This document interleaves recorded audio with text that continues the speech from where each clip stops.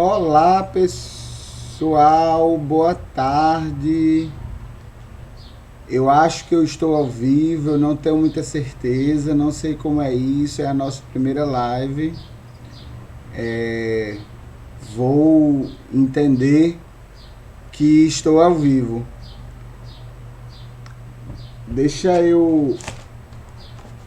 Vou ter que abrir o meu celular para poder acompanhar se alguém falar no chat, alguma coisa assim. Porque aqui pelo computador eu não consigo fazer isso. Então aguarda só mais um pouquinho que a gente vai começar. Enquanto isso, pega uma água, tá quente, tá calor, ou então pega um café para acordar depois do almoço. E vamos que vamos. Hoje a gente tem muita coisa para discutir, tem muito assunto polêmico para tratar e a gente tem que estar acordado e desperto bem para poder acompanhar essa aula, tá certo? Vamos lá.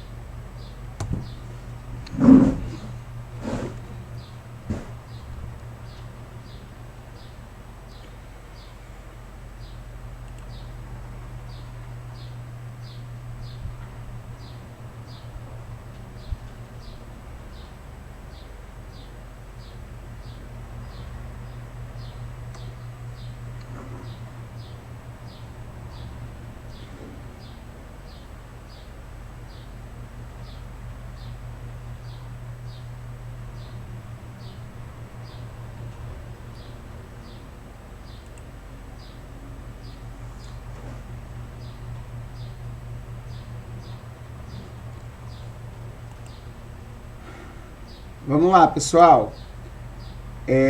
Já passaram 3 minutinhos aí do início da transmissão. Acho que já dá pra gente ir começando a conversar. Já dá pra gente ir vendo aqui como é que nós vamos fazer na tarde de hoje. Deixar a imagem chegar aí pra vocês, porque pra mim tudo chega mais rápido. Tem um delayzinho aí no YouTube.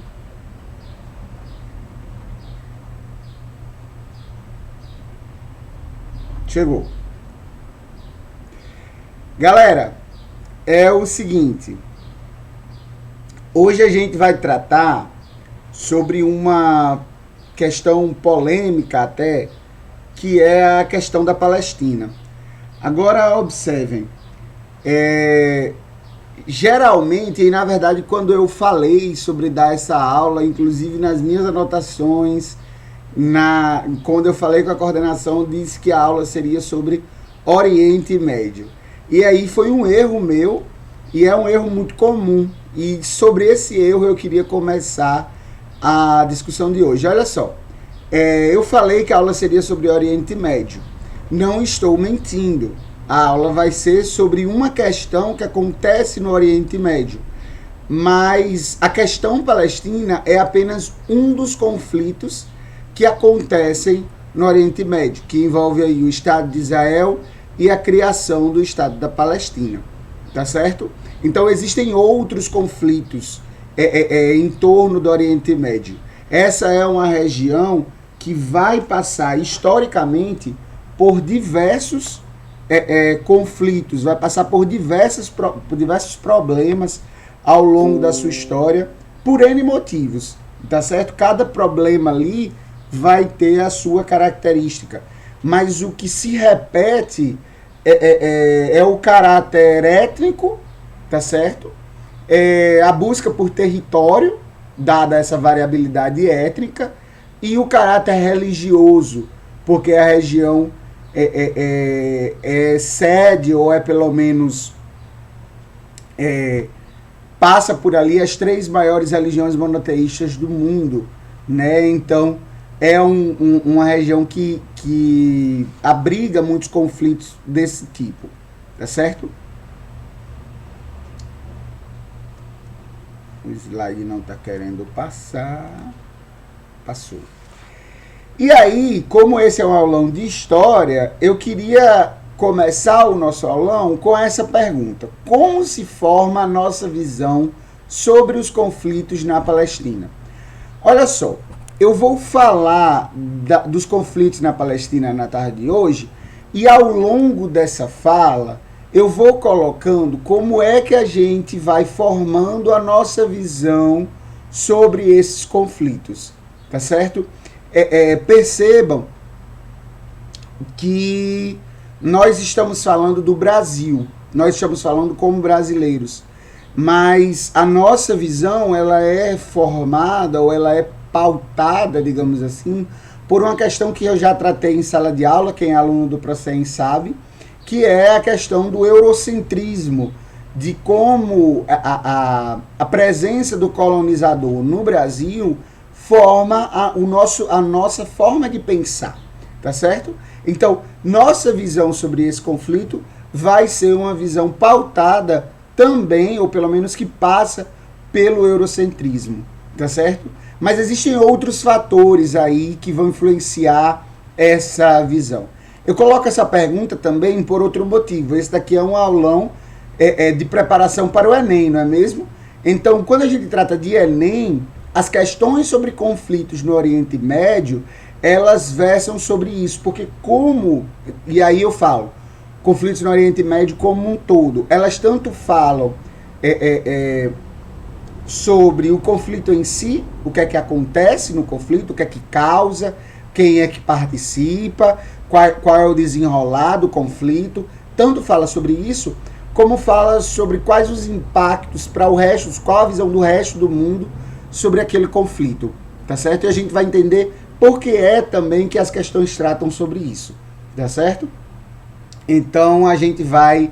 É essa a pergunta da nossa aula de hoje, é uma aula de história e toda aula tem que ter uma pergunta. Como é que se forma, como é que nós brasileiros e como é que o resto do mundo, principalmente o mundo ocidental, enxerga esses conflitos? Quem é que está certo? Quem é que está errado, digamos assim? Se é possível dizer isso em termos de geopolítica. Quem é que... Quais são os limites para o que cada parte aí deseja? Vamos pensar um pouquinho sobre isso, tá certo? E eu já começo com essas fontes, digamos assim. A gente hoje vai usar basicamente dois tipos de fontes. Fontes jornalísticas, principalmente as manchetes, né? Porque é uma aula, então a gente vai passar por elas mais rápido. E fontes cartográficas, alguns mapas, tá certo? E aí, pessoal, é o seguinte. Eu trouxe aqui duas manchetes. Galera, para quem é meu aluno do Procem já sabe, mas sabendo que esse aulão pode ser acompanhado por qualquer pessoa, a gente, nas aulas de história, eu procuro sempre trazer fontes diversas para a gente pensar sobre aquelas fontes, tá certo? Fontes algum registro de um fato histórico, tá certo? E aí a gente tem matérias de jornal. Essas manchetes, eu trago manchetes, não trago a matéria completa, para ficar um pouco mais rápido a discussão, tá certo? Porque eu quero que vocês vão... o meu objetivo aqui é que vocês se acostumem a lidar com certos tipos de fontes que vão aparecendo nas questões, tá certo? Eu quero que vocês vão se acostumando com essa dinâmica de lidar com isso. As duas fontes que eu trago aqui são: bombardeios israelenses matam quase 200 palestinos em 7 dias. A intensidade do conflito é algo que nunca vimos antes, alertou Robert Mardini, diretor-geral da Cruz Vermelha. Essa matéria é de 17 de maio de 2021, é importante a gente perceber a data. Ela está colocada numa série de reportagens que retrata a violência, tá certo? Dos bombardeios. E essa matéria não foi possível colocar qual é o jornal, mas é da Carta Capital, tá certo? E aqui, conflitos árabes e israelenses. Israel tenta silenciar e confundir a imprensa estrangeira no conflito de Gaza. Essa matéria é da BBC, da British Broadcast Company, eu acho. Que é empresa... É como se fosse o sistema brasileiro de televisão. É o sistema britânico de televisão. Israel tenta silenciar e confundir a imprensa estrangeira no conflito de Gaza. A BBC fala isso e está localizada no conflito árabe-israelense. Desculpa aqui, cortou a data, mas essa matéria também é de maio de 2021, tá certo? E aí a gente tem bombardeio de edifícios que abrigavam sucursais do território palestino se soma a um balão de ensaio sobre uma operação terrestre que nunca existiu. É o apelo de informações adicionais sobre as motivações do ataque. Então, o que a gente tem nessas fontes? Primeiro, que esses conflitos da Palestina, eles duram até o maio de 2021. E eu tenho certeza que se eu conseguisse abrir o chat, eu não consigo abrir o chat da transmissão hoje, mas vocês iriam colocar... Deixa eu ver se eu consigo alterar aqui. Quem sabe faz ao vivo. Deixa eu ver se eu consigo alterar aqui para que vocês possam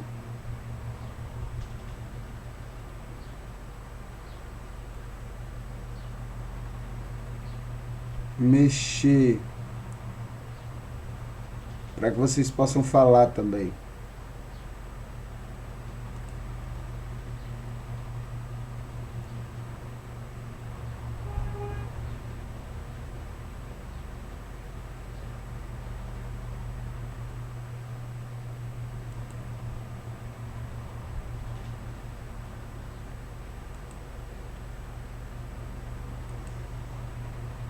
Não consigo. Não consigo mais. Foi uma escolha que eu fiz no início desse link e aí agora eu não consigo mais mudar. Para não perder o link, para não perder a transmissão, vamos continuar aqui, mesmo sem chat. Tá? Desculpa aí, galera. Mas, enfim, vamos continuar.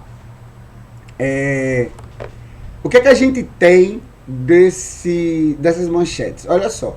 Primeiro, isso é um conflito antigo. Eu acho que todo mundo aqui já escutou falar em algum momento sobre conflitos no Oriente Médio, ou conflito na Palestina, questão palestina, conflito árabe-israelense, enfim, e dos ataques de mísseis que acontecem nessas guerras, né? E do poderio bélico israelense e aí mais uma coisa, do envolvimento americano nesse conflito, tá certo? Então, essas informações que nós já temos do mundo, quando a gente joga para essas matérias, a gente pensa, putz, essa matéria é de maio de 2021. Então, ainda hoje acontecem esses conflitos. E aí essas matérias mostram a superioridade bélica dos israelenses, porque olha só, bombardeio israelense mata quase 200 palestinos. Então, o Estado de Israel, que tem um Estado formado, está matando pessoas ou civis palestinos, tá certo? Então, nós temos aí algumas questões da crise de guerra, de crimes de guerra, e nós temos esse conflito intensificado, sendo colocado pelo diretor-geral da Cruz Vermelha. Quer dizer, a ONU age no local. Aí a gente pensa, né? Se a Cruz Vermelha está no local, a ONU está no local. E existe uma intensidade do conflito, né? O conflito vem se aumentando aí, nesse cenário atual. E a outra informação que nós podemos tirar dessas fontes é a tentativa de Israel de silenciar e confundir a imprensa. Então, nós podemos observar que esse é um conflito que nós temos uma dificuldade de acompanhar, porque ele envolve partidos fundamentalistas religiosos, ele envolve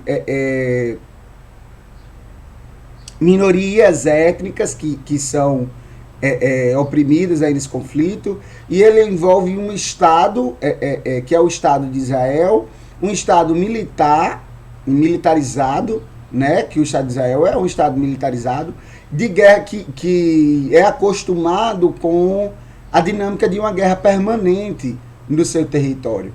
Então, ele tem esse passado aí que acaba por justificar, digamos assim, eu não sei se justificar aqui é a palavra, mas acaba por colocar aí essa questão da dificuldade de acessar informações sobre esse conflito. Isso tudo que eu estou falando aqui dá para a gente tirar numa passada rápida sobre essas manchetes. Mas a nossa pergunta, que essas manchetes podem nos ajudar a responder como a nossa visão, como se forma a nossa visão sobre a questão palestina. Então, guarda essas manchetes aí, que depois a gente volta nela. Agora, eu vou passar um vídeo que eu quero que vocês prestem atenção, porque esse vídeo é uma forma mais dinâmica de apresentar esse conflito, porque ele é muito confuso, pessoal. Quando a gente fala de conflito entre israelenses e palestinos, a gente está falando do conflito entre dois grupos que são muito antigos e que envolvem várias questões a nível mundial, a nível local e a nível mundial, tá certo? E é um conflito que se arrasta desde o início do século XX. Então a gente tem aí mais de 100 anos de disputas. E se a gente retroceder mais e vir o contexto da região como um todo, a gente tem uma região que passa por conflitos constantes na sua história. Então é muito confuso. Por isso eu trouxe esse vídeo, que aí tá mais explicadinho, usa imagens, usa outros artefatos para a gente conseguir entender, tá certo? Então agora um pouquinho de atenção nessa explicação, nessa contação de história da BBC, nessa reportagem da BBC sobre o conflito palestino.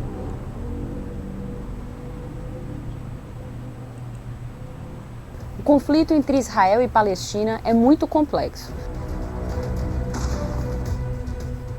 Durante décadas, essa disputa causou dezenas de milhares de mortes e milhões de refugiados. E transformou o Oriente Médio em um barril de pólvora que está sempre à beira de explodir. Mas por que israelenses e palestinos lutam? Eu sou Camila Veras Mota, da BBC News Brasil, e adianto que a resposta não é simples. Por isso...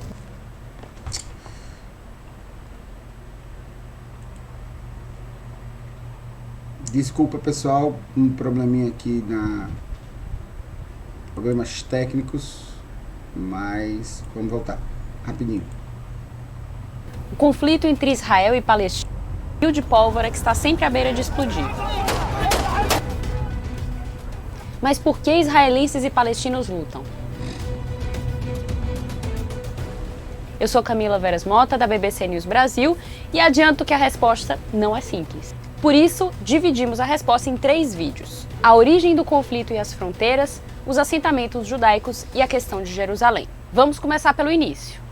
Para entender essa história, é preciso voltar no tempo até o início do século XIX, quando o sionismo se espalhou pela Europa.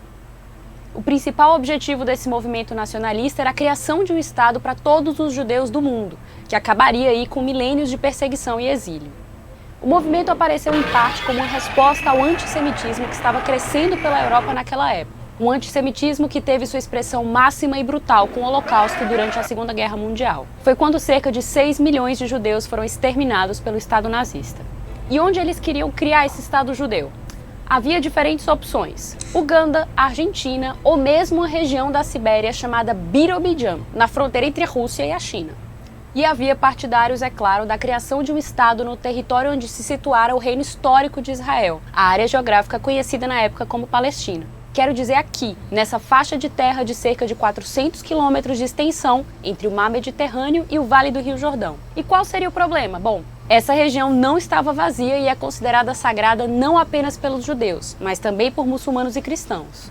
Além disso, quando a criação desse Estado judeu começou a ser considerada, essa área pertencia ao Império Otomano. E apesar de existir uma pequena comunidade judaica lá, a população era predominantemente árabe. Então aconteceu algo que mudou tudo: a Primeira Guerra Mundial.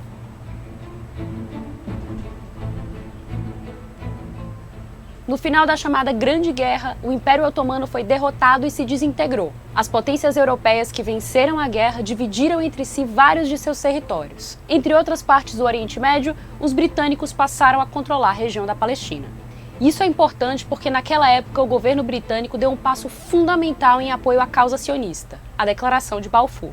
Uma carta em que pela primeira vez o governo britânico apoiou a criação de um lar nacional para o povo judeu na região da Palestina. Mas deixando claro o seguinte: nada deve ser feito que possa prejudicar os direitos civis e religiosos das comunidades não judias na Palestina. Ou seja, os direitos dos árabes e de outras etnias deveriam ser respeitados. Mais tarde veremos por que os árabes não se sentem exatamente respeitados. O fato é que nas décadas de 1920 e 1930, milhares de judeus se estabeleceram nessa região. E houve também o êxodo de quem conseguiu escapar ou sobreviveu ao Holocausto nos anos seguintes.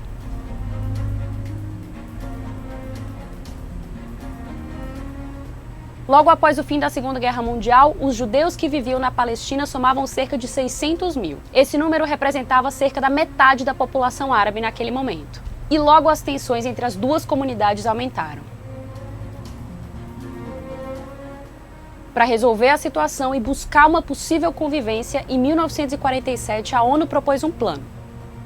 Em que ele consistia? Bem, na criação de 2 estados independentes, um árabe e outro judeu, enquanto Jerusalém teria um regime especial. Os judeus que viviam lá aceitaram a oferta, mas os palestinos não estavam dispostos a ceder seu território. O plano da ONU foi aprovado, mas nunca foi implementado, e detonou uma sucessão de eventos que mudariam a história. Uma data se destaca: 14 de maio de 1948. 2 coisas aconteceram nesse dia. Primeiro, o chamado Mandato Britânico da Palestina encerrou oficialmente. O governo britânico havia informado meses antes que concordava com o plano de partilha da ONU, mas que não iria implementá-lo, marcando então a data para sua saída.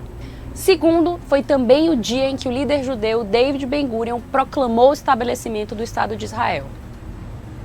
No dia seguinte, 5 países árabes vizinhos declararam guerra ao recém-criado país e invadem o novo Estado judeu.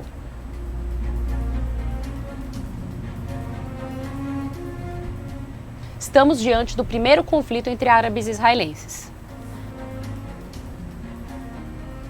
Após um ano de batalhas, Israel não apenas vence a guerra, mas também expande seu território e ocupa a parte ocidental de Jerusalém. Enquanto isso, a vizinha Jordânia ocupa a Cisjordânia e a parte oriental de Jerusalém. O Egito fica com Gaza. Os palestinos, após a saída dos britânicos e com o fim da guerra, continuam sem um país. Essa guerra terminou 70 anos atrás, mas teve 2 consequências que persistem até hoje. A primeira é o grande número de pessoas desalojadas. Isso aconteceu com pessoas nos 2 lados do conflito, mas o problema afetou principalmente os árabes que viviam em áreas que passaram a ser ocupadas por forças israelenses. Estima-se que 750 mil palestinos tiveram que fugir para outras áreas da região ou para países vizinhos, especialmente a Jordânia. Os palestinos chamam esse êxodo de Nakba, que em árabe significa destruição ou catástrofe, e marcam a data justamente no dia da criação do Estado de Israel. Hoje há mais de 5 milhões de refugiados palestinos, filhos e netos dos que foram deslocados na década de 1940, segundo a ONU. A segunda consequência que perdura é a divisão do território palestino em 2, a Cisjordânia, que inclui Jerusalém Oriental, e a faixa de Gaza. Ou seja, foram divididos 2 territórios sem ligação por terra entre eles. Alguns anos após a primeira guerra entre árabes e israelenses, uma crise no canal de Suez causou outro confronto militar em 1956. Dessa vez entre Egito e Israel, que teve o apoio do Reino Unido e da França. Após 9 dias de conflito, as tropas de Israel, França e Reino Unido se retiraram do território egípcio e as fronteiras permaneceram como estavam. Isso até junho de 1967, quando ocorreu o terceiro conflito, conhecido como Guerra dos 6 Dias. Que durou apenas 6 dias mesmo, e no final Israel ocupou a Cisjordânia, incluindo a parte oriental de Jerusalém, Gaza e a Península do Sinai, que pertencia ao Egito. A questão de Jerusalém é um caso à parte, também bastante complexo, que vai ser tratada no terceiro vídeo dessa série. Bom, o último conflito dessa série de disputas internacionais entre árabes e israelenses foi a Guerra do Yom Kippur, que em 1973 colocou o Egito e a Síria contra Israel. A guerra durou 20 dias, mas suas consequências se estenderam por anos e levaram a um evento muito importante para a região. Em 1978, o Egito se tornou o primeiro país árabe a assinar a paz com Israel, nos acordos de Camp David. Dessa maneira, o Egito recuperou o Sinai, mas renunciou à faixa de Gaza. Apenas a Jordânia, além do Egito, assinou um tratado de paz com o Estado judeu. Esse foi o ponto de inflexão que também marcou o relacionamento entre Israel e os outros países árabes. Até hoje, os outros estados árabes da região, além do Irã, não reconhecem o Estado de Israel e consideram o território sob ocupação ilegal. No fim das contas, os acordos de Camp David foram muito importantes porque marcaram o fim da guerra aberta entre Israel e os estados árabes vizinhos. E o que isso significa? Que a partir daquele momento, o conflito se concentrou não mais na luta entre os estados árabes vizinhos de diferentes nacionalidades e Israel, mas na luta entre palestinos e israelenses. Até hoje, Gaza e Cisjordânia estão em parte sob controle militar de Israel e em parte sob a administração da Autoridade Nacional Palestina e do Hamas, que desde 2007 controla Gaza. E isso nos leva ao próximo vídeo, sobre os chamados colonos judeus, ou seja, os habitantes de assentamentos israelenses em terras palestinas ocupadas e o papel dessa ocupação no conflito. Para vê-lo, clique no link na descrição. E aí, pessoal, continua aí, é uma série de reportagens da BBC, muito legal. Eu achei essa série muito informativa, né, para quem quer entender um pouquinho dessas disputas, porque assim, são coisas que a gente vê no dia a dia, a gente vê no jornal, vê que tem pessoas morrendo, enfim, mas não entende o que é que está acontecendo. E aí essas matérias acabam por dar um panorama geral. Galera, mas calma. Antes da gente entrar na discussão de cabeça, eu quero explicar algumas coisas porque é tudo muito confuso. Vamos lá. Primeiro, vocês estão vendo aí esse mapa belíssimo. Olha só, isso aí que eu tirei do Google Maps é o mapa do Oriente Médio. O mapa do Oriente Médio, ele compreende aí o norte da África, que são os países tipo Argélia, Líbia, Egito, se eu não me engano, pega o Marrocos também, e a Península Arábica, que são esses países que estão nessa península ao lado da África. Iêmen, Omã, Emirados Árabes Unidos, Arábia Saudita, Iraque, Irã, Geórgia, Azerbaijão, Turquia, Síria, Iraque, Líbano, Israel e Jordânia. Essa região, ela é conhecida como Oriente Médio, tá certo? E aí os professores de geografia que vão responder essas perguntas sobre quais são os critérios que se usam para se definir essa região como Oriente Médio. Por que ela não é Egito? Por que ela não é Oriente completo? Por que ela não é Europa? Ela é Oriente Médio. Mas o que nós temos o que eu posso falar aqui de informação é da diversidade étnica e religiosa que existe nessa região. Tá certo? Nós temos várias etnias, não é apenas a etnia árabe, e eu vou falar daqui a pouco desses termos, tá certo? Há uma diversidade étnica e há uma marcação que ela é completamente montada pelo Ocidente, que ela é uma imagem montada pelo Ocidente, que é a ideia de que existem dois origens diferentes para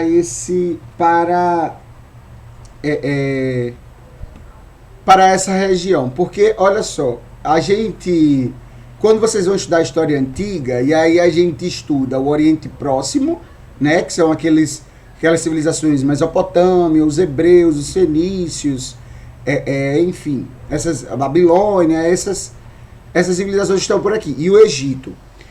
E a gente estuda a antiguidade ocidental, o Grande Ocidente, que é Grécia e Roma, basicamente. E aí, essa divisão histórica, que ela é feita pela história, ela engloba o entendimento de que o Ocidente compreendido como a Europa, ela se origina de Roma e Grécia, só. Enquanto o Oriente, ou nesse caso o Oriente Médio, ele tem outra origem diversa, que é os povos mesopotâmicos e os egípcios, enfim. Essa galera, eles têm outra origem. Não são nós, eles são diferentes da Grécia e Roma. E aí são vários motivos que entram nesse bolo.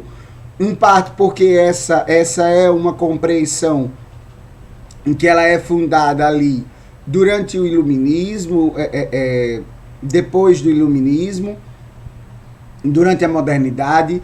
Então a gente tem essa ideia de buscar uma origem para a Europa, uma Europa que nesse momento é muito diferente do Oriente Médio e quer exaltar essa diferença, tá certo? Então é uma visão eurocêntrica, tá certo?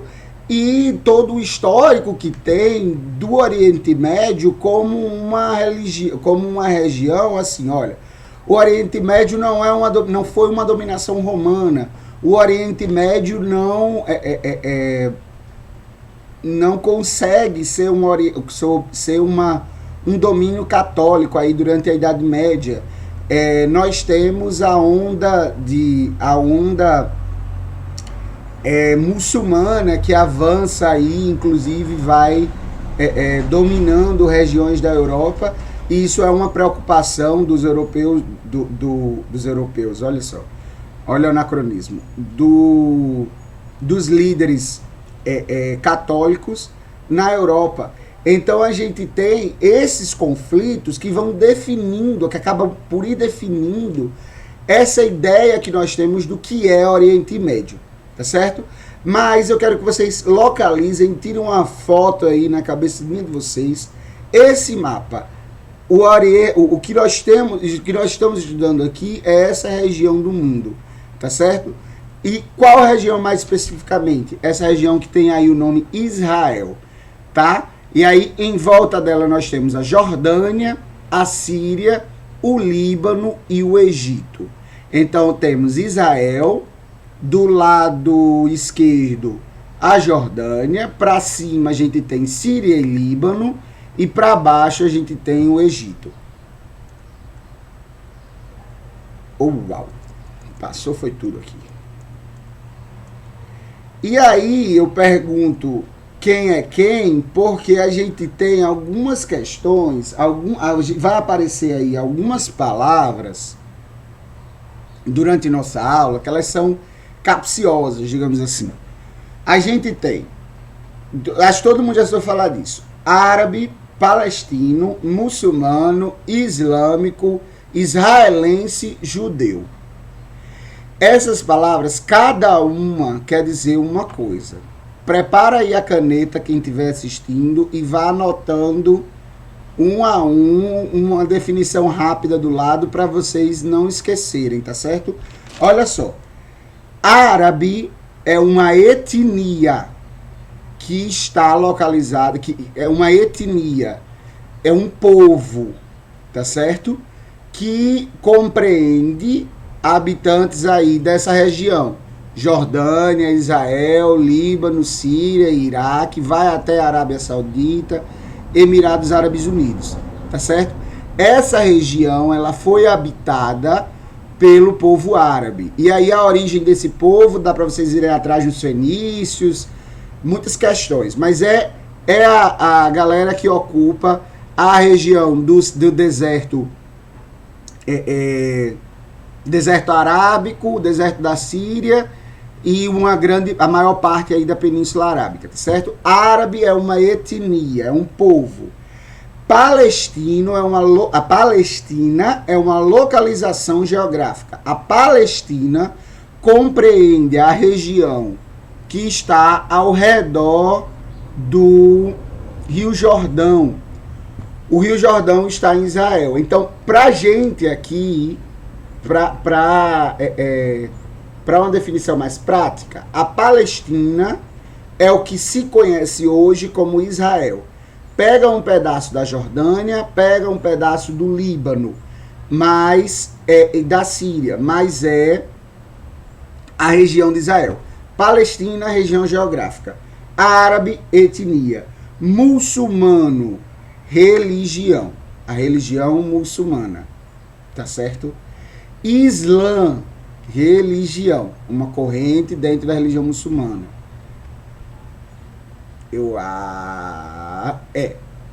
Uma corrente dentro da religião muçulmana.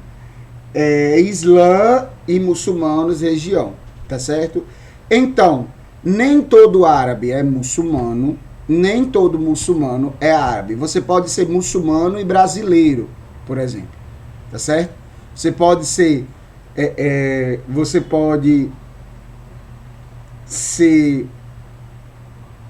E você também pode ser árabe e brasileiro. Porque árabe quer dizer respeito a uma etnia, não quer dizer a um território, não diz respeito a um território. Então nós temos árabes no Líbano, árabes na Síria, árabes na Jordânia, árabes no Egito, árabes na Palestina, tá certo? E aí nós temos a questão palestina. Na Palestina você pode ser árabe, você pode ser israelense, você pode ser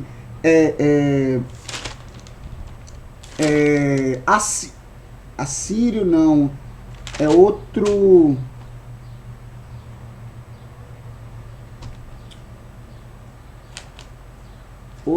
povo que ocupa essa região, que não são os assírios. Armênios, desculpa, que é outra etnia que também aparece aí na região. Mas você pode ser um armênio que está na Palestina, você pode ser um israelense que está na Palestina, você pode ser um árabe que está na Palestina. Tá certo? Então, ok, nós temos a diferenciação. Além disso, a gente tem a questão de Israel. Israel é um Estado nacional, com território definido. Tá certo? Israel é um Estado nacional. Israelense é quem nasce no Estado de Israel e se identifica como israelense, com pai e mãe israelense. Tá certo? Então é como o Brasil. O Brasil é um Estado nacional. Tá certo? Israel é um Estado nacional. Ok? E aí nós temos, por último, os judeus. Judeus é a religião judaica. Tá certo? E aí a origem lá do Abraão, que deu origem à religião judaica, toda aquela historinha da Bíblia, do Pentateuco, meu Deus do céu. Do Pentateuco, dos primeiros 5 livros da Bíblia, que contam aí a história do povo judeu, a Torá, né, o livro religioso judeu, enfim. E aí nós temos as sinagogas espalhadas ao redor do mundo, nós temos judeus no mundo todo, porque os judeus, eles formam também uma etnia, mas ela é principalmente uma religião, tá certo? Então nós temos aí judeu como religião, que também pode ser compreendido judeu como etnia, porque aí é uma religião que tem essa ligação, que permite essa ligação, mas não é exclusiva, tá certo? E nós temos o Estado de Israel, o Estado Nacional. Então, essas definições que nós temos. Primeiro, definição geográfica, olha esse mapa aí, decora esse mapa.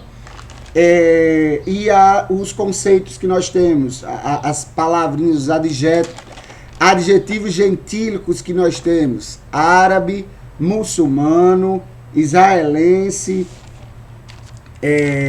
árabe, muçulmano, israelense, palestino, islâmico, enfim, essas palavras aí que eu acabei de definir para vocês. Árabe, etnia, palestino, notação geográfica, Palestina, notação geográfica, muçulmano e islão diz respeito à religião, tá certo?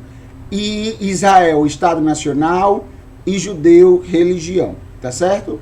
Ok, guarda essas informações, vamos agora para o cerne da questão. Como é que esse conflito que a gente está falando começa? E aí eu vou começar a recuperar algumas coisas lá daquele vídeo. Galera, primeiro que a gente tem que compreender que essa região da Palestina, ela é disputada por pelo menos 3 religiões, tá certo? Ela é uma terra sagrada para 3 religiões, grandes religiões monoteístas. A cristã, a judaica e a muçulmana, tá certo? É nessa região que se estabelece que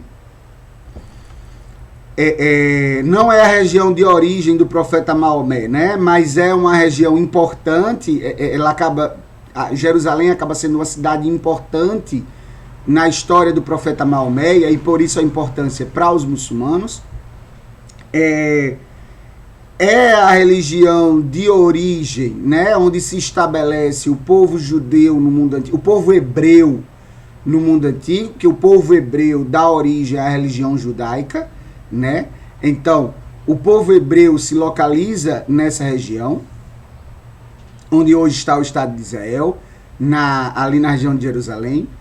E nós temos a religião cristã, que é exatamente onde começa a religião cristã, com o nascimento de Cristo, né? E a morte de Cristo, que dá início à religião cristã. Então, tudo isso vai acontecer em torno da cidade de Jerusalém e em torno dessa região da Palestina, tá certo? Então, essa região, ela é uma terra sagrada. A narrativa religiosa acaba servindo de argumento para todo mundo que está envolvido ali no conflito. Todo mundo quer um pedaço. Eu falei aí que a narrativa religiosa serve de argumento para os dois lados, mas se a gente considerar os três lados, se a gente forçar aí um pouquinho e incluir o mundo ocidental como um mundo cristianizado, entender ele como um mundo cristianizado, né, de cultura hebraico-cristã, a gente entende que essa região ela é importante para os três lados, e a narrativa religiosa entra aí nos três lados. No lado israelense, no lado palestino, e por parte de nós que estamos aqui fora, tá certo? Que estamos aqui, somos um país colonizado que foi colonizado pela Igreja Católica, tá certo? Então, essa região aí, ela é uma terra sagrada, tá certo? E esse conflito, o conflito da Palestina, ele veio, para entender ele, a gente tem que voltar um pouquinho no século XIX, entendendo a criação dos Estados Nacionais. E aí, galera, antes de voltar, eu queria deixar uma coisa clara, que é o seguinte: a narrativa religiosa ela vai servir de argumento para todo mundo, então, por isso, eu não quero usá-la aqui, tá certo? Eu não garanto que ela não apareça na prova, dado o cenário atual. E ela é importante como uma narrativa utilizada pelos lados para convencer. Vocês vão perceber que é a narrativa religiosa que faz com que a criação do Estado de Israel se dê nesse território, tá certo? Então ela é algo importante nesse contexto, tá? Mas eu não vou usar a narrativa religiosa para justificar nenhuma ação, porque não tem como eu justificar religiosamente. Porque se eu for justificar religiosamente, é importante para todo mundo. Se é importante para todo mundo, não é importante para ninguém. Não dá para ninguém, vai sair todo mundo daí, vai ser uma terra de ninguém. Não tem condições, né, disso. Então a gente não vai descambar aí nessa explicação religiosa. Mas vocês encontram aulas, vocês encontram outras explicações para esse conflito que busca todo esse histórico religioso da região para poder entender esse conflito. Eu não quero fazer esse caminho aqui. O caminho que eu vou seguir, que eu escolho seguir, é entendendo a formação do Estado de Israel a partir do nacionalismo do século XIX. Galera, o século XIX, ele é um século definidor no mundo todo. É onde, pelo menos na Europa toda, tá certo? É no século XIX que que movimentos nacionalistas vão ganhar força na Europa. O século XIX, ele vem depois do século XVIII, né? Óbvio. O que é que acontece no finalzinho do século XVIII? No ano de 1789, a Revolução Francesa. Depois da Revolução Francesa, com a queda dos grandes reis absolutistas, e aí nós temos a sequência de reis absolutistas caindo, na Europa, durante o século XIX, né, nos anos de 1800, vão caindo vários reis. E aí, esses reis absolutistas. E aí, esses reis absolutistas vão dando lugar a conflitos pela formação dos estados nacionais. Essa onda nacionalista, que olha só, eu faço esse caminho porque essa ideia nacional, ela vai nascendo lá na Revolução Francesa. Essa onda nacionalista vai tomando de conta da Europa e tomando de conta de outros lugares do mundo, porque a Europa emana aí com a colonização seu poder intelectual ao longo do mundo. Então, a ideia de um Estado israelense, de um Estado nacional, ela vem desde o século XIX, tá certo? O Estado Nacional de Israel como ideia, ela vem desde o século XIX, principalmente para o movimento sionista, é a formação do movimento sionista. A região da Palestina, nesse momento, ela é parte do Império Turco-Otomano. Vou dar uma voltada rápida no nosso mapa.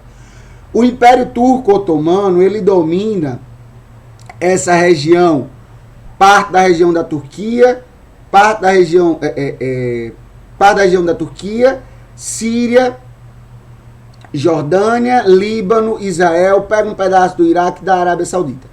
É um grande império, é um império longo, é um império que tem uma história longa, tá certo?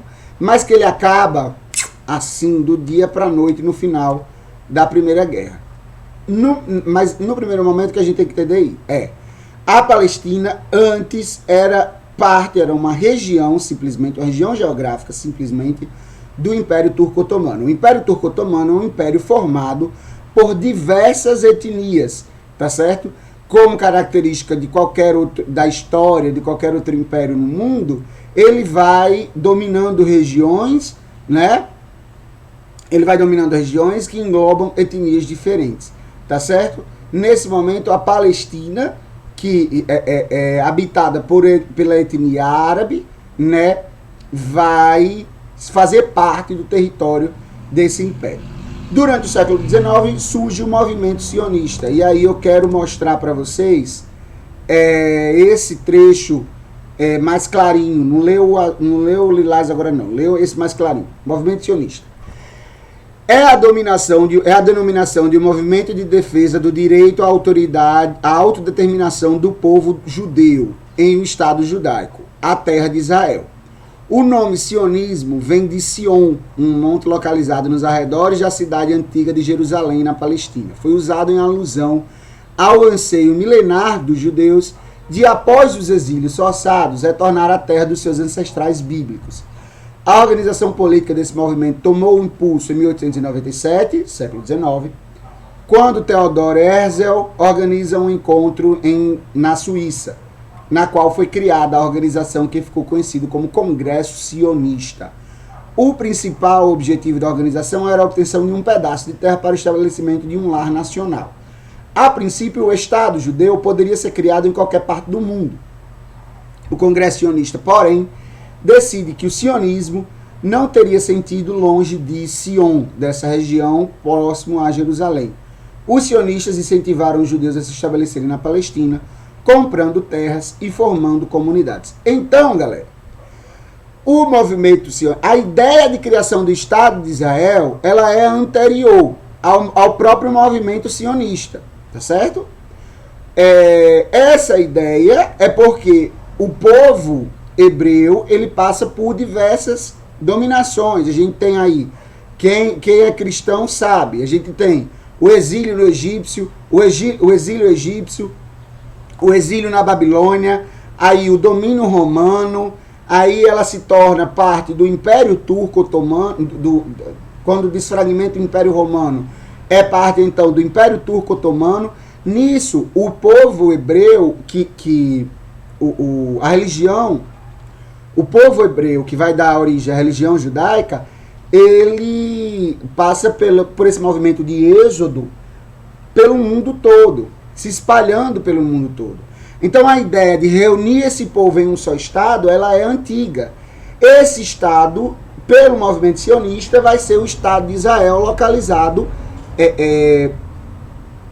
vai ser o Estado de Israel localizado próximo a Jerusalém.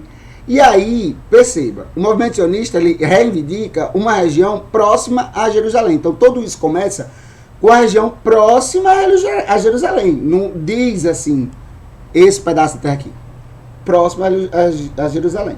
Ok, guarda aí esse rolê. Movimento sionista, vamos fundar um Estado. Primeira Guerra Mundial, exatamente nessa leva nacionalista, o Império Turco-Otomano cai E esse território, a Palestina, fica sob domínio da Inglaterra. Essa região da Arábia, ela é toda dividida, da Península Arábica é toda dividida, e a Palestina fica sob domínio inglês, tá certo? E aí é crucial para a gente lembrar dessa dominação inglesa na Palestina. Guarda aí essa informação. Segunda Guerra Mundial, o que é que a gente tem? O nosso coleguinha Hitler matando judeu à torta e à direito. Então, a opinião pública, depois da Segunda Guerra Mundial, ela vai ser mobilizada em torno da criação desse Estado de Israel. Como o movimento sionista vai ser o que está mais organizado dentro dessa ideia, ele é o que ganha força dentro da opinião pública. Tá certo? Então, o movimento sionista ganha força na opinião pública por causa do fim do Holocausto. Com o que fizeram com os judeus, o que a galera faz? Pô, pelo amor de Deus, vamos dar um pedaço de terra para esse povo. Matou 6 milhões. É muita gente. Deu um pedaço de terra para eles, pelo amor de Deus. Aí dão um pedaço de terra. O pedaço de terra que dão é a Palestina. Por que a Palestina? Porque a Inglaterra... Olha aí o Natal passando, nós estamos aqui na merchandising. Porque a Inglaterra já tinha prometido que ia fazer isso. Tá certo? A Inglaterra muito capciosa. Depois eu vou tratar aí das questões da Inglaterra. Mas a Inglaterra muito capciosa já tinha prometido que ia dar um Estado para Israel. Essa ideia ganha força depois da Segunda Guerra Mundial. Tá certo? E aí eu tenho esse gráfico, galera, para vocês perceberem como vai crescendo a ocupação, a faixa de judeus habitantes na Palestina. Nós temos aí a partir de 1882, que é quando a Palestina ainda era parte do Império Turco, né? Do Império Turco Otomano, os judeus aí representam 4% da população. 1914, né, durante a Primeira Guerra, pós-Primeira Guerra, nós temos 10% da população. 31, naquele contexto em que... 31, naquele contexto em que o antissemitismo é um problema na Europa inteira, não é um problema só na Alemanha. Nós temos o antissemitismo, os judeus sendo visto como um problema na Europa inteira, porque olha só, está sendo formados os Estados nacionais. Então, quem não faz parte dessa nacionalidade não é bem-vindo. Os judeus é uma religião, mas é o povo que se identifica como povo. Então, eles não fazem parte daquela nacionalidade. Eles têm essa característica de ser uma religião fechada, né? Não fazem parte daquela nacionalidade. Então, eles vão sendo empurrados da Europa e de outros lugares do mundo. E aí vão chegando aí nessa região da Palestina. Então, 14% a partir de 31. 24 em 35. E aí nós já temos a ascensão de Hitler na Alemanha, que é em 33. 24 em 35.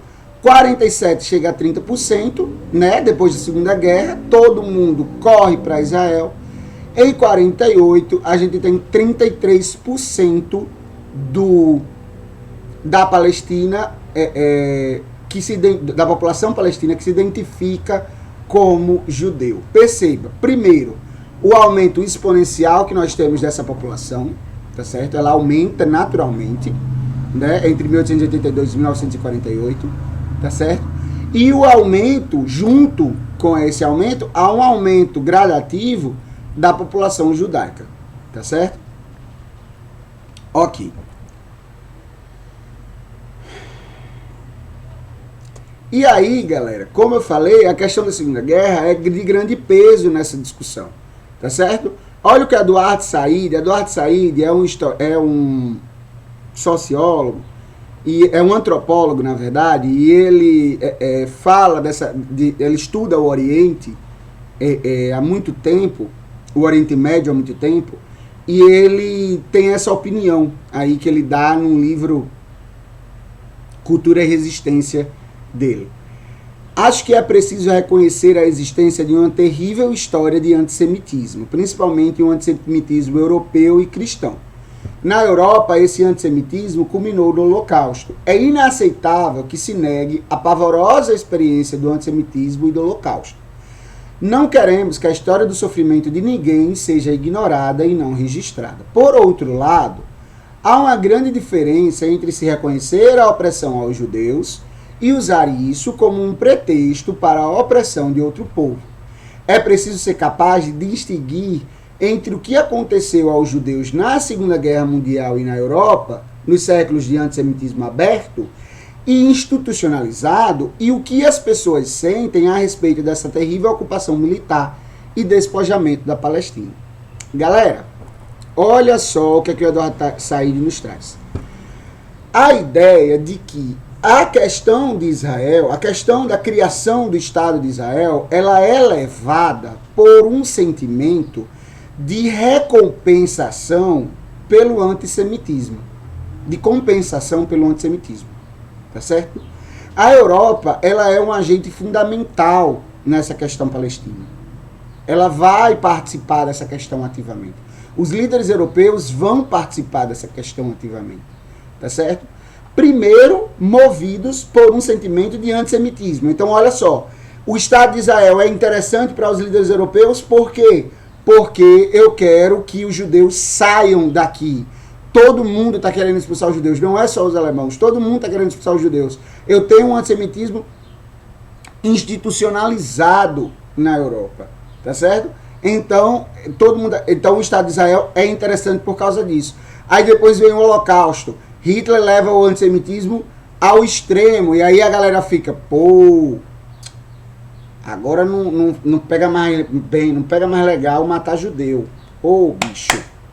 Antes a gente batia em judeu, tava tranquilo. Aí agora você decidiu matar 6 milhões de judeus, não pode mais. Aí me fode.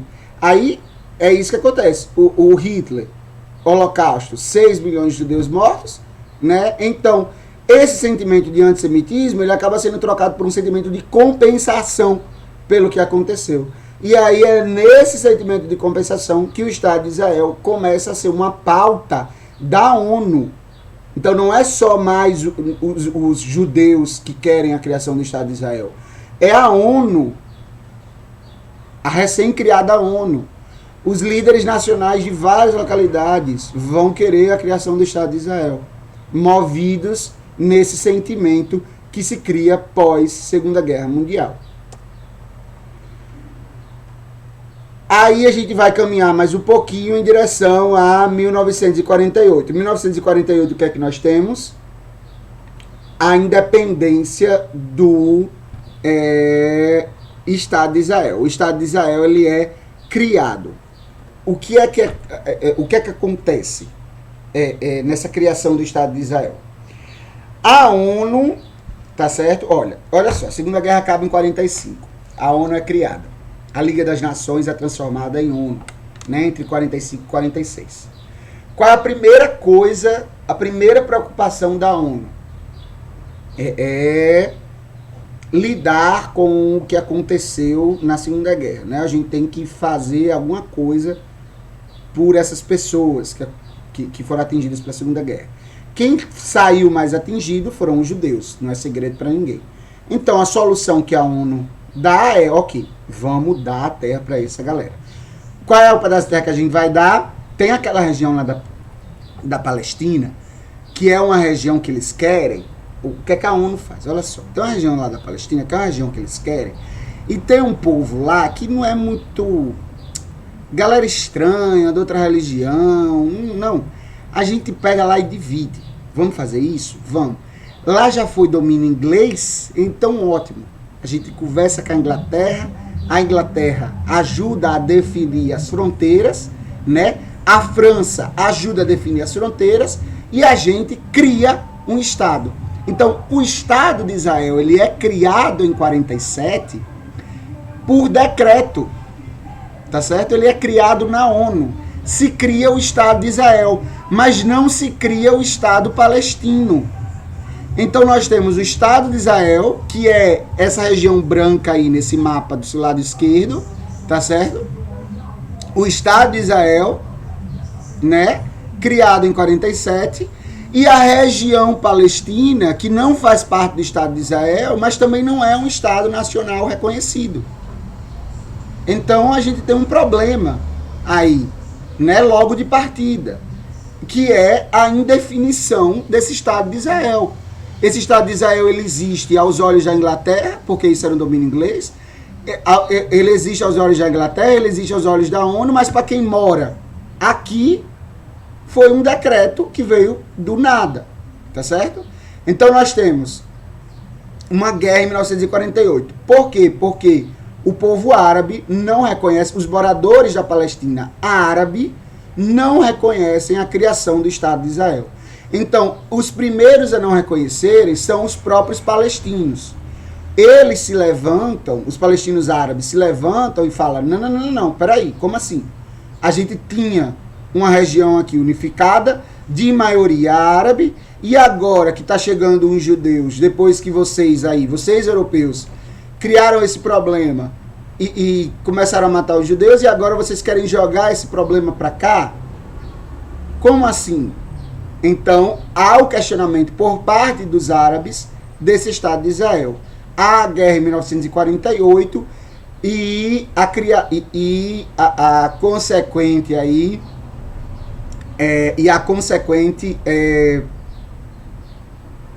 independência do Estado de Israel, né? A proclamação de independência unilateral, né, do Estado de Israel, porque só Israel declara independência, só eles sozinhos se ficam independentes. A Palestina não reconhece essa independência, tá certo? E aí vai se criando esse contexto de conflito, tá certo? Vai se criando esse contexto de conflito. Até 1948, né, que Israel consegue se unificar e vence. Por que Israel vence nesse momento? Porque ele está guerreando, Israel se forma, ele se fecha como Estado Nacional, disputando com várias tribos palestinas. Então, é um Estado Nacional centralizado com um exército contra tribos palestinas. É desproporcional aí. E aí esses conflitos ele avançam até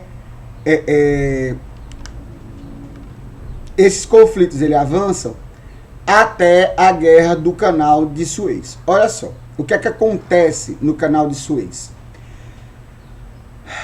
Quando Israel é criada, essa região que é a faixa de Gaza, ela é um domínio egípcio. E essa região que tem o nome aí, Palestina, no mapa, ela é um domínio da Jordânia. Ela é a região da Cisjordânia. Essa região aqui é a Cisjordânia. Ela é um domínio da Jordânia, tá certo? Então, essas duas regiões, tá certo? Uma dominação egípcia e uma da faixa de Gaza e da Cisjordânia não aceitam a criação do Estado de Israel, como eu estava falando anteriormente, tá certo? E aí fica esse engodo, né? Essa região conflituosa. Até a Guerra do Canal de Suez. A Guerra do Canal de Suez é um conflito egípcio com a Inglaterra, a estatização do Canal de Suez, enfim. Aí problemas entre o Egito e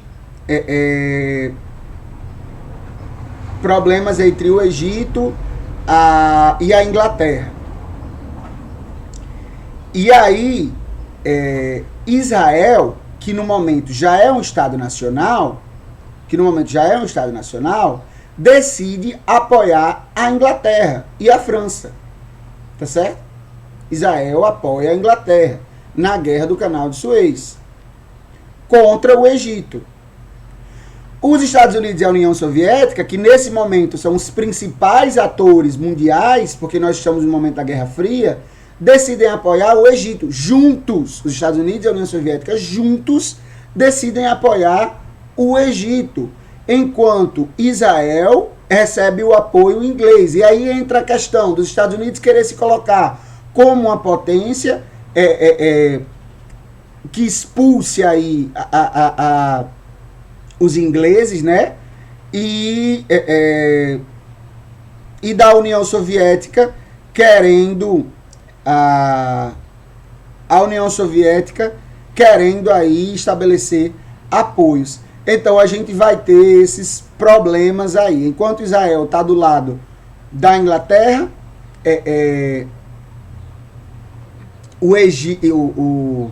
contra o Egito vai receber apoio da União Soviética e dos Estados Unidos. E aí o desenrolar dessa guerra acaba sendo o Canal de Suez, ele fica como um território egípcio, não inglês, né? A independência. A colina do Sinai é uma região que vai para baixo de Israel, ela é perdida pelo Egito. E a região de Golã, Israel pega essa colina. E a região de Golã, que é essa partezinha vermelha de cima, também entra nesse conflito do Canal de Suez, tá certo? Então nós temos aí, depois desse conflito, uma definição melhor do Estado de Israel. Mas aí há a criação da OLP, que é a Organização pela Liberdade Palestina.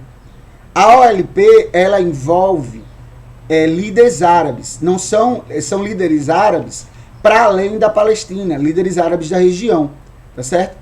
E líderes árabes da região, e aí lembra que nessa região inclui líderes árabes sírios, líderes árabes da Arábia, né, da Jordânia, líderes árabes egípcios, enfim. Esses líderes se levantam contra Israel. E aí Israel, em 6 dias, encerra essa guerra. Então, na Guerra dos 6 dias, acaba que fica definido, acaba que fica demonstrado a superioridade bélica israelense. Nesse momento, Israel recebe apoio dos Estados Unidos. É a partir desse momento que Israel recebe apoio dos Estados Unidos.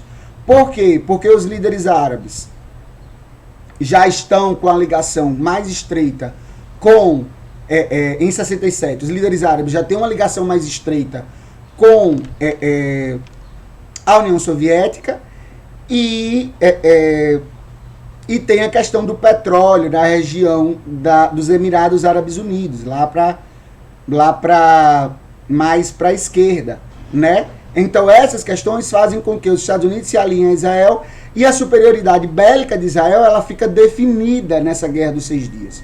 Olha só como é que fica o mapa entre 47 e 67. Israel consegue dominar uma região bem maior da Palestina e consegue dominar a parte de cima, da Cisjordânia e da faixa de Gaza, e consegue dominar a parte de cima, tá certo? Então logo após a Guerra dos 6 dias, é esse o mapa que fica para Israel. Israel vai tomando cada vez mais território, tá certo? E o último conflito mais definidor que nós temos assim é a Guerra do Yom Kippur. A Guerra do Yom Kippur é outro ataque árabe à região de Israel, tá certo? Essa guerra ela vai ter a ver com a crise do petróleo, e aí é outra discussão, é uma discussão para Ave Maria, 10 dias de discussão sobre a crise do petróleo. Ela tem a ver com a crise do petróleo, porque as autoridades árabes, elas param de fornecer petróleo para Israel, então há um aumento do preço do barril, enfim, problemas aí na crise do petróleo. Mas a Guerra do Yom Kippur, ela é um ataque árabe que se aproveita, inclusive,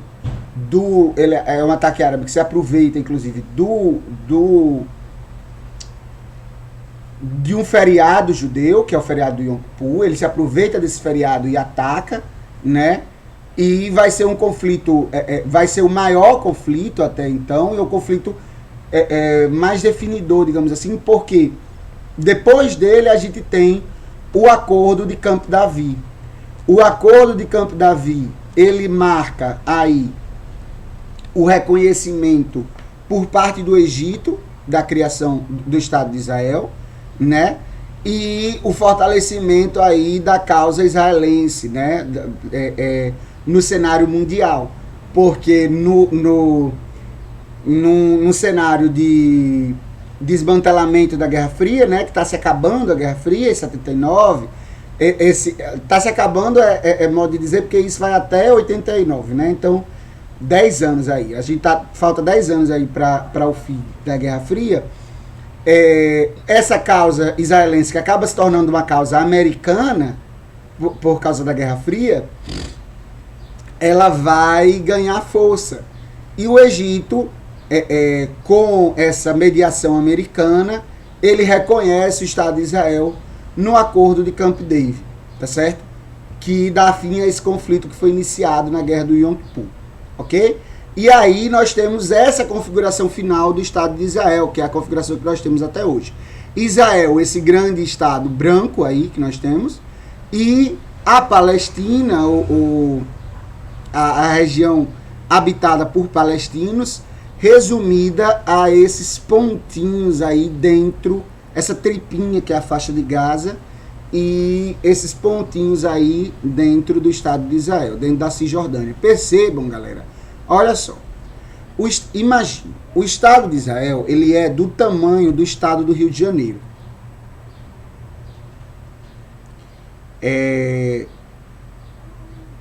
Do tamanho do Estado do Rio de Janeiro, mais ou menos. Pegando ali Sergipe, Alagoas, eu acho que também dá o Estado de Israel. Vamos dizer que Israel é do tamanho do Estado do Rio de Janeiro.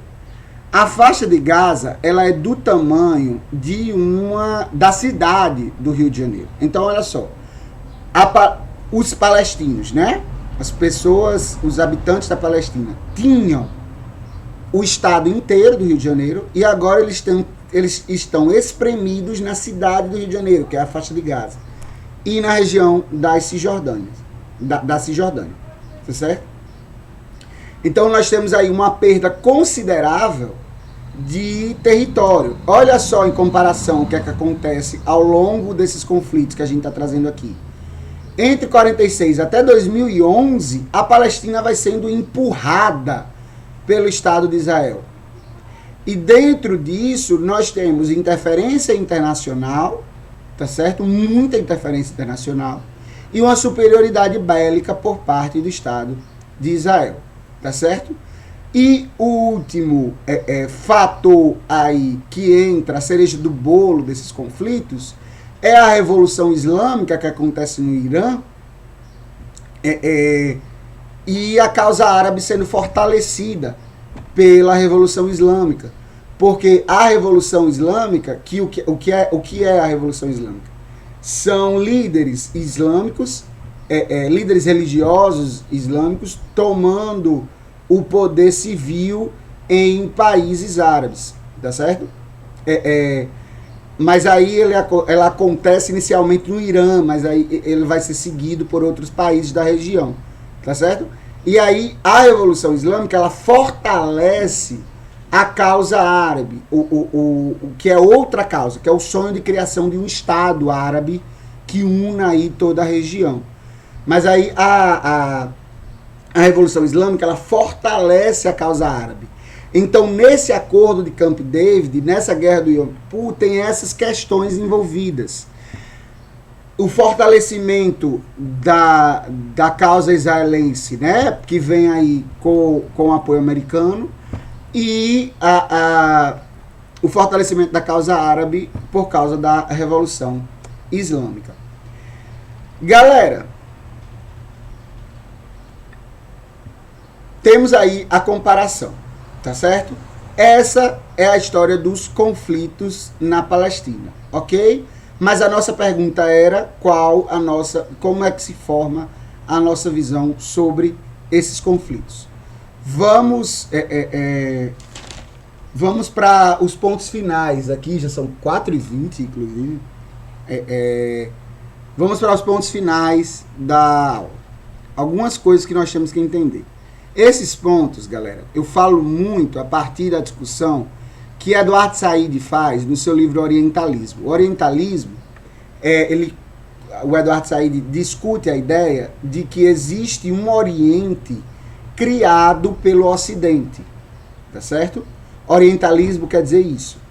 É um conceito pautado pelo Eduardo Said que diz respeito a toda essa ideia do Oriente como algo, ou do Oriente Médio, principalmente do Oriente Médio, como algo exótico, diferente, distante, mágico, misterioso. E aí nós temos os filmes hollywoodianos, enfim. O orientalismo é essa ideia que o Ocidente cria de um Oriente que é o outro, que existe nós e eles, tá certo? Existe nós, os ocidentais, e eles, os orientais, os diferentes, o outro, tá certo? E muitas vezes esse Oriente, ou pelo menos essa civilização árabe, essa civilização árabe não, essa península arábica, ela acaba sendo conhecida, e aí principalmente pelos americanos, né, como uma civilização. Há essa ideia de que o Oriente Médio forma uma civilização islâmica. Essa civilização islâmica é na ideia de que todo o Oriente Médio é dominado pelos muçulmanos, pela religião islâmica, certo? E aí atrela a essa ideia, junta dessa ideia de que os praticantes dessa religião ou os habitantes da civilização islâmica são naturalmente violentos, né, e terroristas. Então, tudo isso está dentro desse grande guarda-chuva que é o orientalismo, que é enxergar o Oriente Médio como o diferente, o outro, tá certo? E aí, essa ideia de civilização islâmica enxerga essa disputa que nós estamos vendo agora como uma disputa entre a civilização islâmica, que é a civilização do Oriente Médio, contra a civilização ocidental, que está representada pelo Estado de Israel. Por que o Estado de Israel representa a civilização ocidental? Qual é a religião dominante na cultura ocidental? A cristã. A cultura ocidental é uma cultura cristã. Então Israel é representante dessa cultura cristã. Por mais que seja judeu, mas os judeus que deram origem ao cristianismo. Então ela é representante dessa cultura cristã, principalmente por aquela questão de compensação da Segunda Guerra. Então Israel ela é a representante o mais próximo, né, que nós temos nessa região, da cultura ocidental, enquanto a civilização islâmica seria essa representação da cultura do Oriente Médio, exótico, diferente, violento, terrorista, entende? Então, acaba que essa guerra, muitas vezes, esse conflito na Palestina, muitas vezes ele é transformado, em vez de um conflito que é um conflito étnico por território, ele acaba sendo transformado em uma choque de civilizações. A civilização islâmica, violenta, terrorista, contra a civilização ocidental, de origem judaico-cristã, democrática, bonita e tal. Mas aí a gente pode questionar essas ideias pensando no papel da colonização. Eu não falei que eu ia falar da Inglaterra? Lá no início da aula eu não falei que eu ia falar da Inglaterra? Olha só, galera. Quando a gente pega esse mapa aqui e a gente pensa no cenário antes da Primeira Guerra, a gente tem que pensar que que toda essa região da Península Arábica, ela vai ser dividida e colonizada por potências europeias. E a Palestina entra aí como uma ocupação inglesa. Quando acaba essa ocupação inglesa, né, em 1900... e agora eu não lembro mais a data, enfim. Mas quando acaba essa ocupação inglesa, os ingleses tiram o seu, putz, valeu galera, explorei aqui, tô indo embora, viu? Vocês aí que se resolvam. E deixa criado, ou deixa a ideia de criar o Estado de Israel e o Estado palestino. Ela deixa a ideia. Cria aí vocês, que eu vou me embora. Eu sei que fui eu que dei uma bagunçada, tem uma louça na pia, mas eu tô indo. Valeu? Vocês resolvem aí. E deixa o conflito para eles resolverem. E é isso que acontece na dinâmica de colonização. Eu tenho líderes locais que são elevados ao papel de líder de um país, enfim, de uma região, por essas potências europeias, né, colonizadoras. Eles são elevados. Por que eles são elevados? Porque eles estão mais próximos das ideias dessas potências, tá certo? Nós temos esses líderes. E aí, depois que essas potências saem, eu tenho uma série de revoltas acontecendo nessa região, questionando esses líderes. Junto a isso, eu tenho o problema de ter etnias diferentes colocadas numa mesma...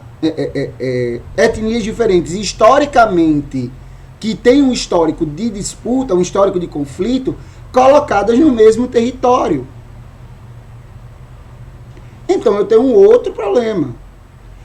O que acontece no Oriente Médio, na verdade, como um todo, e aí entendendo os conflitos que acontecem no Oriente Médio, para além do conflito na Palestina, o que acontece no Oriente Médio, na verdade, é o desenrolar da política colonialista que foi promovida pela Europa nessa região. É a mesma coisa que acontece na África, por exemplo. Nós estamos vendo o desenrolar dessa política colonialista, com um adicional, que é a criação do Estado de Israel. Entende? Então, o papel da colonização para entender esses conflitos é essencial. Quando nós olhamos para conflitos no Oriente Médio, nós temos que questionar, tá certo, quem colonizou? Quem colocou esse líder aí que está sendo deposto? Essa galera que está querendo implementar a democracia e tal, perguntaram ao povo que está morando lá se eles querem esse modelo de governo? Porque também acontece isso. Assim como a região da Palestina foi dividida sem perguntar aos palestinos, o resto do Oriente Médio também. A região, o Estado de Israel nasce sem que ninguém pergunte aos palestinos se eles querem que criem o Estado de Israel naquela região, com aqueles termos.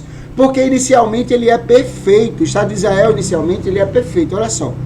O que é que a ONU faz? Galera, a gente redesenhou aqui, tá certo? O país vai ficar um pedaço para os palestinos, um pedaço para os judeus, e aí os palestinos vão ter esse pedaço aqui, que é a faixa de Gaza, que é para poder ter praia, né? Que é para poder ter saída para o mar, e os judeus também têm um pedaço aqui de saída do mar. Olha aqui, que ótimo, perfeito para vocês. E Jerusalém fica como uma cidade neutra para o governo de vocês. Paraíso, paz, depois da Segunda Guerra a gente não guerreia nunca mais. Não é isso? Não. Porque ninguém perguntou aos palestinos se eles queriam fazer isso. Então todo esse processo de guerras, de conflitos, ele é levado a cabo por potências colonizadoras. E isso tem que ser compreendido. Tá certo? E aí, por isso é importante entender também essa ideia da civilização islâmica contra a civilização ocidental. A civilização ocidental é a civilização europeia, galera. Eu já fiz essa diferenciação para os meus alunos, mas para quem não é meu aluno, quando eu falo Ocidente, eu falo Europa. No máximo os Estados Unidos. América Latina não é Ocidente. África não é Ocidente. China não é Ocidente. É Europa. Eu estou falando de uma matriz cultural europeia. Tá certo? E o Brasil com isso, professor? Ok. Esse é um problema de colonizados entre que envolve aí a participação dos colonizadores. E o Brasil com isso? O Brasil tinha, tudo a gente tinha. Até 2019 a gente tinha tudo. Nós tínhamos uma tradição diplomática de não conflito. A tradição do Brasil não íamos conflitar, né? E nós vamos ajudar a solucionar conflitos. O Brasil ele tinha essa visão e ela estava sendo fortalecida ainda mais depois da Guerra Fria. A gente, a partir dos anos 2000, os diplomatas brasileiros eles vão ser reconhecidos mundialmente sendo chamado para fazer mediação em conflitos, tá certo? Nós temos a tradição diplomática que é a do não conflito, tá? E aí, quando a gente traz isso para essa questão palestina, o Brasil reconhecia a necessidade de criação de um Estado palestino. Não é que ele não reconheça Israel. Na verdade, eu nem tenho certeza se o Brasil reconhecia Israel. Tipo, se tinha assinado o reconhecimento de Israel. Não lembro disso, desculpa, mas eu não lembro dessa informação. Mas não é que não reconhece Israel. O Brasil sempre lidou com Israel, mas ele também reconhecia a necessidade de criação do Estado palestino. Principalmente porque depois da Guerra Fria, depois da União Soviética caída e dos Estados Unidos como grande potência mundial apoiando o Israel, os palestinos eles vão atrás de ajuda no terceiro mundo, nos seus iguais, né? No que tem de mais próximo com eles. Então eles vão encontrar ajuda nos países árabes e na América Latina, puxado pelo Brasil. O Brasil vai ser um grande auxiliar da causa palestina na ONU. Mas o Brasil é um grande auxiliar da causa palestina, galera. Eu não quero que vocês entendam aqui, porque muitas vezes isso é tratado como algo ideológico, como algo partidário. Não. A tradição diplomática é de não haver conflito. A tradição diplomática brasileira, reconhecendo que o Estado palestino é um Estado que sofre com ataques de Israel, com o poderio bélico de Israel, e reconhecendo e desconfiando ali da criação do Estado de Israel, que é algo muito controverso, o Brasil reconhece a necessidade do Estado palestino. Tá certo? É algo que é para aproximar pessoas, para aproximar países que tiveram na sua história a presença de um colonizador que estraçalhou com o seu território. Entende? Então é muito mais nesse sentido que o Brasil se aproxima da causa palestina. E aí nós temos isso até março de 2019. O que é que acontece em março de 2019? O nosso recém-eleito presidente visita Israel e abre mão de 25 anos de diplomacia no Oriente Médio, se alinhando com os Estados Unidos. A partir da eleição de 2018, o presidente do Brasil, e aí rompendo com toda a tradição diplomática brasileira, porque qual era a tradição diplomática brasileira? Independente. O Itamaraty, ele funciona, é lógico, é óbvio que os presidentes interferem no Itamaraty, mas a tradição diplomática era: o Brasil é um país que não pode ter não pode deixar a sua instabilidade política atingir a diplomacia, para que ele não fique mal no cenário internacional. O que é que o novo presidente faz? Muda isso tudo. Ideologiza muito as questões diplomáticas, né? Transforma toda a questão diplomática em uma questão ideológica, colocando como ministro das Relações Exteriores um defensor ideológico, da ala mais ideológica do governo, né? Um defensor radical de ideias como um defensor do Estado de Israel, do movimento sionista, enfim, vai colocando essa pessoa como ministro das Relações Exteriores e faz um movimento de mudança da Embaixada do Brasil, tenta fazer um movimento de mudança da Embaixada do Brasil, do Israel, que se localizava na Cisjordânia, para Israel. E isso é o problema de criação da embaixada em Israel. E isso é um problema muito grande, porque isso acena que o Brasil abandona a causa palestina e vai reconhecer a partir de agora Israel. Por causa de um alinhamento com os Estados Unidos. Professor, mas isso é ótimo pra gente, não é não? Porque o Estado de Israel é quem está ganhando a guerra e os Estados Unidos e tudo mais. Nós temos uma potência imperialista por trás dessa guerra, que é a potência imperialista dos Estados Unidos, que está realmente sendo vitoriosa nessa questão Israel, né?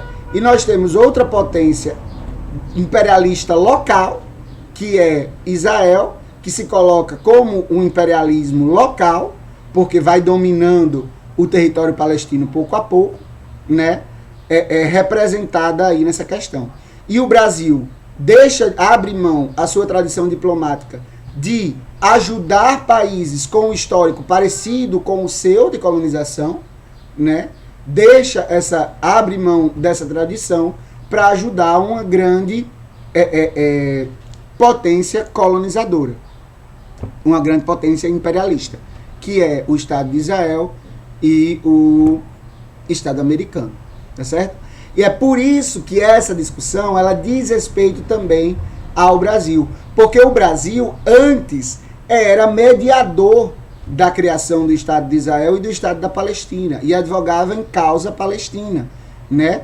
E agora abandonamos essa questão, não sei nem como está, porque sinceramente nesse cenário atual fica difícil saber qual é a posição do nosso governo para alguma coisa, tá certo? Mas é assim que esse cenário entra no Brasil. Nós tínhamos uma tradição diplomática em volta da causa palestina e passa aí a tradição diplomática, passa a diplomacia para o lado de Israel. Por último, mas não menos importante, galera, eu tenho essa notícia aí, que é uma notícia mais do que atual, de janeiro de 2021, da vacinação. A vacinação estava começando plenamente em Israel, o país modelo aí, que está vacinando todo mundo, que já vacinou todo mundo, que a galera abandonou as máscaras, que legal. O Estado de Israel é o primeiro a se ver livre da Covid. Que maravilha, não é mesmo? O Estado de Israel enfrenta hoje uma acusação seríssima de apartheid no plano de imunização, porque no plano de imunização do Estado de Israel exclui os palestinos. Galera, para explicar essa situação, eu vou voltar para esse mapa para vocês entenderem. Foca nesse mapa aqui de 2011, tá certo? O Estado de Israel ele é formado como um Estado nacional e ele vai dominando pouco a pouco a região da Palestina. Os palestinos eles vão sendo espremidos nessa área em laranja, tá certo? Agora que nós estamos em 2021, tá certo? Eles continuam espremidos, mas eles não continuam só espremidos, eles continuam espremidos e sofrendo ataques constantes por parte de um Estado nacional. Nós temos um país inteiro, com seu exército bem formado, atacando essa galera que está aqui nesse espaço laranja, atacando essa galera, tá certo?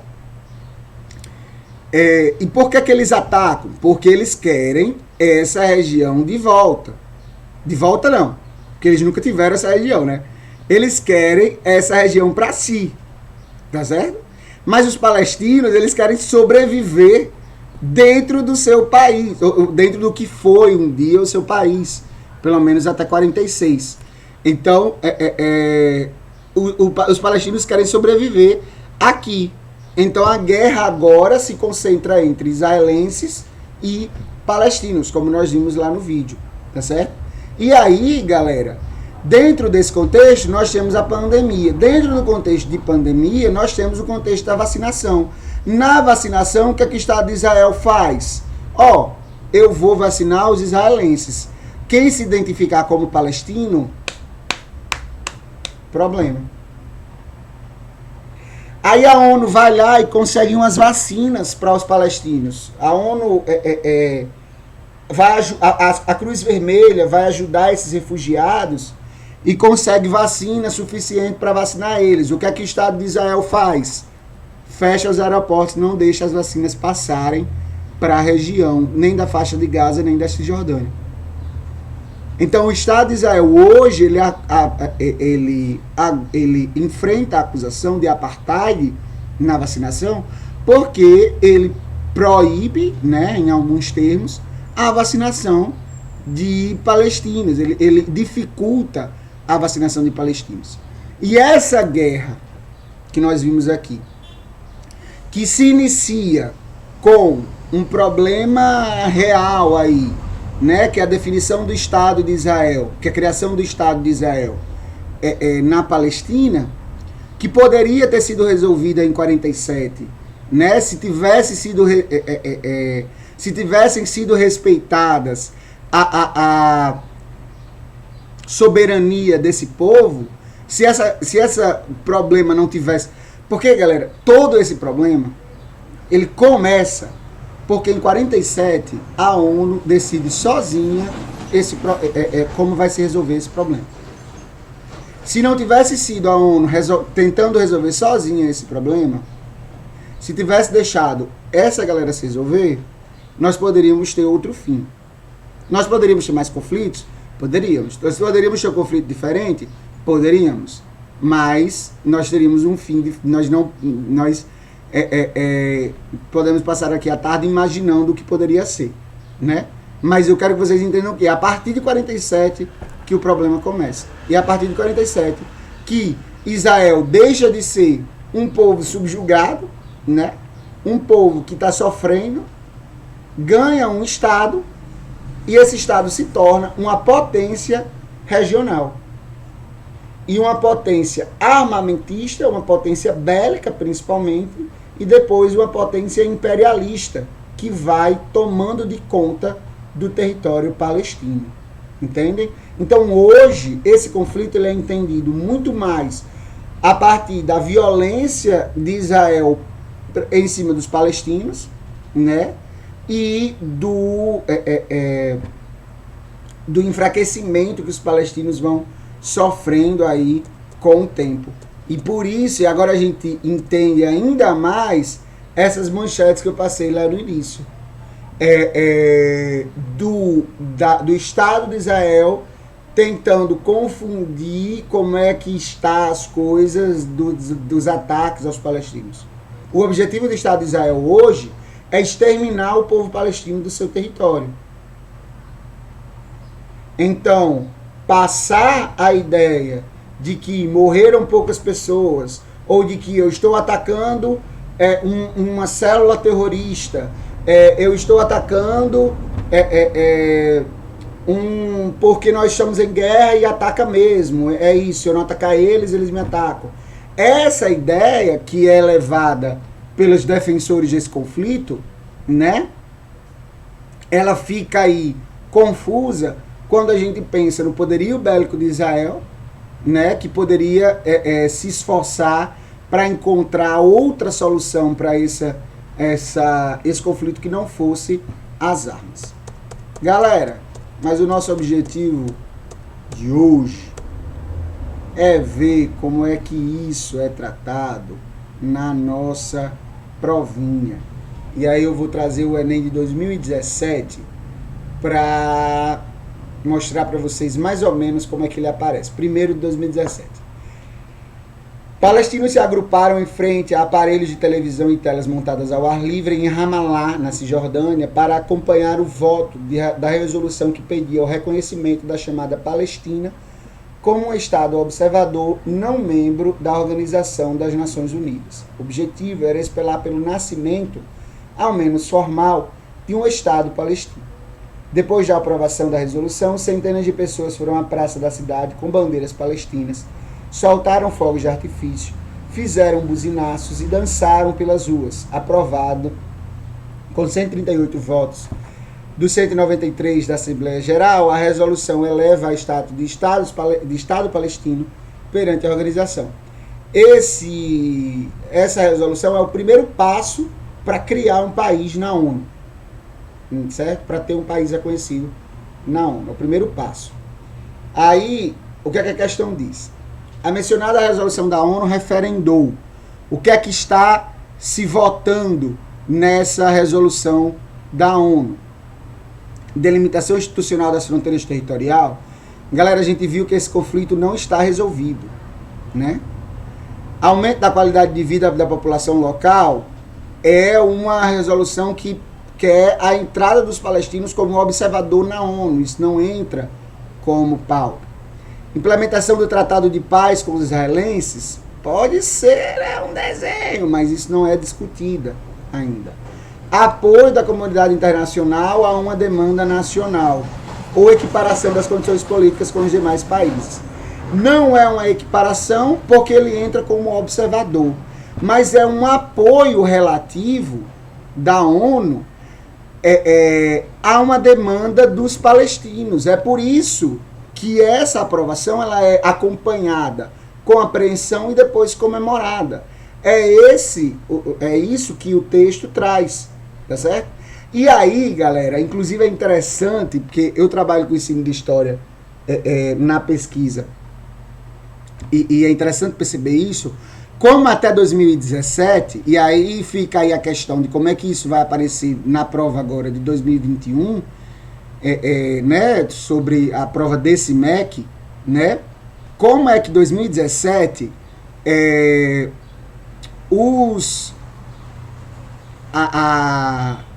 a prova nos leva a pensar sobre a demanda nacional palestina, não é? Isso é interessante. E aí coloca aí a questão exatamente de como a comunidade internacional se comporta diante dessa demanda dos palestinos. Como é interessante notar isso e pensar como é que isso pode aparecer na prova desse ano, que aí é uma questão que só os astrólogos podem dizer. Vamos mais uma, 2013. Um gigante da indústria da internet em gesto simbólico mudou o tratamento que conferia à sua página palestina. O site de buscas alterou sua página quando acessada da Cisjordânia. Em vez de territórios palestinos, a empresa escreve agora Palestina, logo abaixo do logotipo. Besto. Google muda tratamento de territórios palestinos. É uma matéria na Folha de São Paulo, 4 de maio de 2013. E aí, ó, Google, né, que é essa gigante da indústria, que não pode aparecer na prova, né, mas é o Google, ele mudou, ao invés de ser Google dos territórios palestinos, é Google da Palestina. Então seria como se o Google estivesse reconhecendo o país da Palestina, né? O gesto simbólico, sinalizado pela mudança dos estados de território palestino, significa o quê? Surgimento de um país binacional, fortalecimento do movimento antissemita, esvaziamento de assentamentos judaicos, reconhecimento de uma autoridade jurídica, estabelecimento de fronteiras nacionais. A Google não tem capacidade de estabelecer fronteiras nacionais.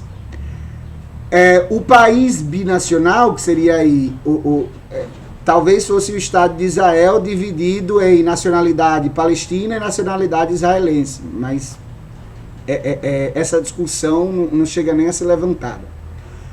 Um movimento antissemita, não se fala na questão do movimento antissemita, e o reconhecimento da Palestina não significa um antissemitismo. O reconhecimento da Palestina significa reconhecer a necessidade da criação do Estado Nacional para aquele povo, que existe. E não um preconceito contra os judeus ou um preconceito contra os israelenses. Não, o antissemitismo é preconceito contra os judeus. Tá certo? Não é isso que se defende na criação do Estado palestino. Não há um esvaziamento do assentamento judaico. Na verdade, o que há é um massacre dos assentamentos palestinos e o reconhecimento de uma autoridade jurídica. Então, a autoridade jurídica aí, no caso, é o Google, né, que é uma empresa, e ela reconhece simbolicamente o Estado da Palestina, colocando aí o nome Palestina na sua logo, né? Então nós temos aí esse reconhecimento por parte do Google. Galera, o que eu tinha para trazer sobre essa questão era isso. O conflito na Palestina, ele vai se mudando ao longo do século XIX, e ele é muito violento ao longo do século XIX, e ele diz respeito a muitas questões que levam em conta, muitas vezes, a opiniões pessoais, a história de cada país, a história de cada povo, a história da família, né? Quando você pergunta ao integrante de cada um dos lados, né? A história da família. Mas a nossa visão sobre esse conflito na Palestina, ela passa por uma visão que é de um país que foi colonizado e passa pela visão de um mundo dominado, de um mundo ocidental, passa por uma visão ocidentalizada desse conflito, tá certo? E nós devemos compreender qual o papel do nosso país, né, do Brasil, dentro desse cenário, compreendendo o braço forte da colonização lá e cá. Como a colonização entra lá e cá na vida desses povos. Porque aí a gente consegue compreender qual é o papel que o Brasil tem para cumprir nesse conflito. O que é que ele pode ajudar. Galera, oficialmente acabei. Então, de maneira oficial, declaro encerrado o primeiro aulão do Procem. É um aulão teste, tá certo? É uma primeira experiência. Desculpa aí os erros técnicos. Desculpa qualquer erro. Esse aulão eu tirei de algumas referências que eu vou deixar. Esse aulão ele vai ficar disponível na nossa página do Procem, então sigam, curtam a nossa página. Esse aulão vai ficar disponível e eu vou deixar as referências que eu usei para esse aulão na descrição do vídeo disponível, tá certo? Um beijo, desculpa aí qualquer coisa. Tchau, tchau, tchau aos meus alunos. Até segunda-feira ou sexta. A quem ainda não é meu aluno ou a quem não faz parte do Procem, é um prazer lhe ver por aqui e espero encontrar mais vezes, tá certo? Valeu, pessoal!